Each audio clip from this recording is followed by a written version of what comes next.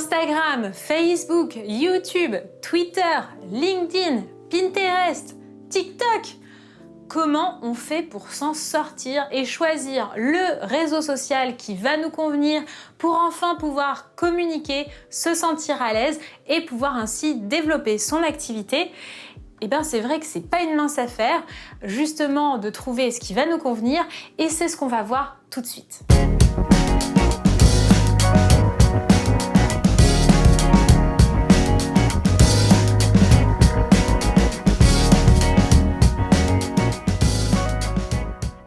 Hello! Avant d'aller plus loin, déjà, je voulais vous dire deux choses. La première, c'est que si le contenu vous plaît et que le sujet vous intéresse, je vous invite à mettre un pouce en l'air et à vous abonner à la chaîne pour soutenir le travail que moi et mon équipe ont fait pour vous offrir du contenu gratuit de qualité. Voilà, donc ça c'est la première chose. La deuxième chose aussi, c'est que ce sujet, c'est vraiment un sujet qu'on aborde beaucoup plus en détail dans la pépinière, le programme d'accompagnement que j'ai créé pour accompagner les entrepreneurs et les futurs entrepreneurs dans le domaine de la relation d'aide, que ce soit des coachs, thérapeutes ou accompagnants, à vraiment créer et développer une activité qui leur ressemble et à vivre avec passion. Donc ça, c'était la deuxième chose. Maintenant, comment on fait justement pour trouver son réseau social qui nous ressemble, qui nous convient pour pouvoir justement communiquer. Déjà, la première des choses, c'est de vous demander mais pourquoi vous voulez communiquer?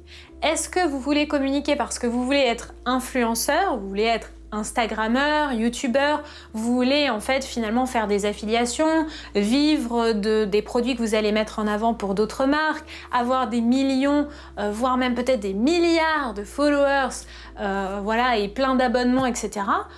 Ou est-ce que votre objectif, c'est finalement, vous êtes à votre compte, vous avez une activité, vous avez une offre et vous voulez que ce soit un moyen de convertir votre public, votre audience en des clients potentiels pour vous permettre de vivre de cette activité, je veux dire, la démarche, elle sera pas du tout la même.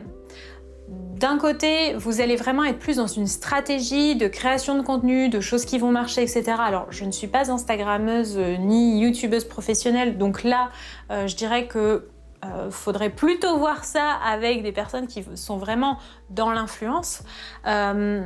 Mais par contre, si vous êtes plus dans une démarche, et je pense que si vous êtes là, c'est le cas, de vivre de votre activité et d'utiliser finalement les réseaux sociaux comme un levier pour vous apporter des clients et aussi comme un moyen de contribuer, parce que je pense que le plus important quand on veut créer des réseaux, c'est cette envie de partager et de transmettre au monde ce que vous avez de plus précieux, qui est qui vous êtes, ce que vous avez apporté, ce qui vous passionne, etc. Tous les enseignements que vous avez acquis en fait au fur et à mesure de votre expérience de vie.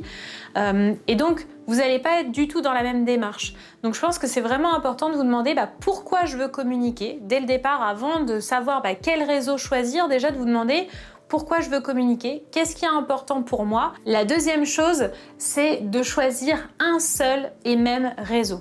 Je sais, ça peut être frustrant, on peut avoir tendance à se dire ouais, mais il faut que je sois visible partout, plus je serai visible et plus je vais attirer de personnes. Oui, sauf que au démarrage, je vous conseille vraiment de choisir un seul réseau. N'éparpillez pas votre énergie niveau force en essayant d'être un petit peu partout, parce que chaque réseau prend beaucoup de temps et vous n'avez que 24 heures dans une journée. Quand vous démarrez, vous êtes souvent seul. Et donc, quand je dis seul, c'est-à-dire que vous êtes seul dans votre entreprise. Après, vous pouvez avoir tout un réseau autour de vous et ça, c'est génial. Mais le fait est que vous êtes la personne qui fait tourner la boutique aujourd'hui. Et donc, si vous commencez à vous éparpiller en ayant YouTube, Facebook, Insta, un podcast, un machin, un truc, vous n'allez pas vous en sortir. Et finalement, si c'est pour faire une vidéo YouTube tous les 3 mois et un post Insta tous les 15 jours, en fait, vos réseaux ne vont pas se développer. Donc, je vous conseille vraiment de choisir un seul et même réseau. Ensuite, la troisième chose, c'est de vous demander Où est-ce que vous allez prendre le plus de plaisir? Qu'est-ce que vous aimez dans l'idée de communiquer? Ok, il y a déjà cette idée de partager, de transmettre, etc. Ça, c'est hyper important quand on a des réseaux sociaux. L'idée, c'est pas juste de communiquer pour communiquer, parce que honnêtement, ça se sent à 10 000 km à la ronde si juste en fait vous faites du contenu pour faire du contenu, pour avoir des abonnés, etc. Votre objectif, c'est vraiment de contribuer. Si vous êtes dans un domaine de la relation d'aide, vous avez envie de contribuer au monde, vous avez envie d'aider les gens. Donc le fait de leur apporter déjà du contenu gratuit, c'est un moyen de contribuer. Donc ça, c'est important à garder en tête. Après, comme je vous disais, le fait d'utiliser les réseaux sociaux, ça prend du temps. Donc, tant qu'à faire, autant prendre un maximum de plaisir dans votre communication. Parfois, j'entends des entrepreneurs qui me disent « Bah oui, mais je vais créer un compte Instagram parce que ça a l'air d'être ce qui marche le mieux. » Non, crée pas un compte Insta si dans le fond, t'as pas vraiment envie de partager sur Instagram, que dans le fond, toi-même, ça te saoule, t'as jamais envie d'aller sur ce réseau, parce que justement, ça prend du temps de communiquer. Donc si c'est en plus pour que toi, tu prennes zéro plaisir, tu vas lâcher au bout de 6 mois et au final, tous tes efforts ne vont pas payer. Donc vraiment, je trouve ça hyper important de garder en tête où toi tu vas prendre le plus de plaisir. Et pour répondre à cette question, je trouve ça intéressant déjà de se demander qu'est-ce que moi j'aime? Est-ce que moi j'aime parler à voix haute? Est-ce que moi je préfère écrire? Est-ce que moi je préfère faire des vidéos? Ou est-ce que moi naturellement, je m'oriente, pardon. Donc ça, c'est vraiment un point important. Et puis aussi, pour choisir son réseau, je trouve que la bonne technique, c'est aussi de se demander qu'est-ce que j'utilise moi déjà de manière naturelle? Où est-ce que moi je vais naturellement? Quel est le réseau que j'utilise le plus? Par exemple, si vous allez tout le temps sur YouTube, que vous adorez YouTube, que vous adorez regarder des vidéos, peut-être que c'est un bon moyen de démarrer, parce que finalement c'est un réseau que vous connaissez déjà, donc il y a déjà une partie de la stratégie que vous avez accumulée sans même vous en être rendu compte.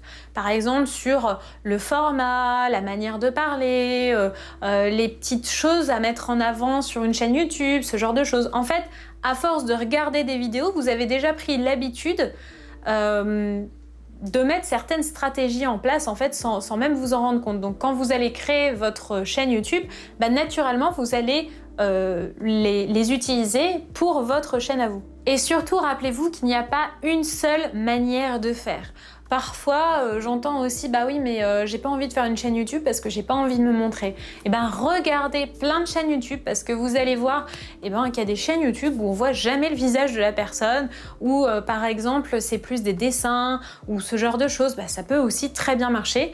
Pareil sur Instagram, j'en ai beaucoup qui me disent mais je déteste qu'on prenne des photos de moi.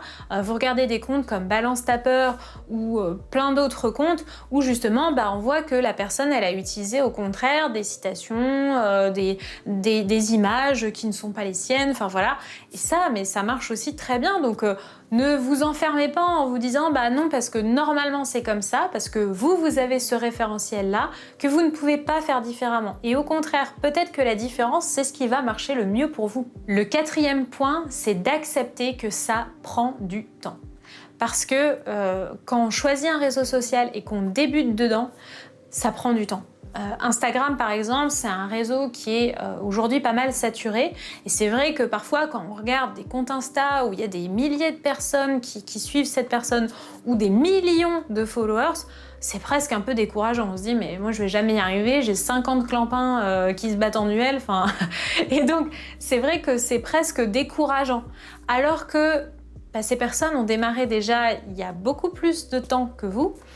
Et en plus de ça, peut-être qu'ils ont démarré à une époque où Instagram, ça marchait super bien. Moi, je me rappelle, il y a vraiment longtemps, là, pour le coup, je dirais il y a peut-être 6 ans, quelque chose comme ça, 5-6 ans, j'avais un compte Insta vraiment que que j'utilisais quasiment pas parce qu'à l'époque je faisais du crossfit et de temps en temps j'aimais bien mettre une petite photo, une petite vidéo de moi en train de faire ma séance, mais vraiment je devais partager ça une fois tous les mois ou tous les 2 mois, vraiment à l'époque il n'y avait pas encore les stories et tout ça. Et ben, sans rien faire, j'avais presque 1500 personnes qui me suivaient. Je mettais pas de hashtag, j'y connaissais rien, je mettais pas... Enfin voilà, je faisais pas tout ça et pourtant j'avais quand même presque 1500 followers. Donc c'est pour vous dire que ce qui était vrai à l'époque n'est plus forcément vrai aujourd'hui et que il y a d'autres choses à mettre en place pour développer un compte Insta. C'est pareil pour YouTube. Ces réseaux sociaux, il y a forcément de plus en plus de gens qui sont dessus. Donc ça prend un peu plus de temps à se développer et c'est ok dans la mesure où vous acceptez que ça prend du temps et quel est votre objectif derrière. Si votre objectif c'est juste un chiffre, c'est juste de vous dire je veux atteindre 100 followers, je veux atteindre 1000 followers, je veux atteindre 10 000 followers, je veux atteindre 100 000 followers, vous allez être déçu. Vous allez être déçu parce que ça va prendre du temps et ça va vous frustrer. Alors que si vous vous dites, moi mon objectif c'est d'avoir de l'engagement et que derrière, même si vous avez 50 personnes, ces 50 personnes ça devient vos clients, en fait, en réalité vous n'avez pas besoin d'avoir une énorme communauté si votre objectif c'est simplement d'avoir des clients avec vos réseaux. Donc vraiment pour moi c'est important que vous acceptiez que ça prend du temps. Par exemple ma chaîne YouTube, ça fait quand même déjà pas mal de temps que je l'ai lancée et ça me prend beaucoup de temps, d'énergie, etc.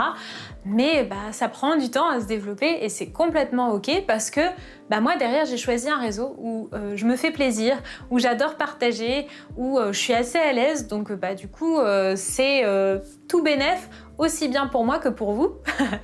Et puis je dirais aussi que c'est important de tester, de s'autoriser à faire l'expérience des choses parce que parfois on se dit voilà je vais trouver un réseau et puis après c'est tout, j'en changerai pas, etc.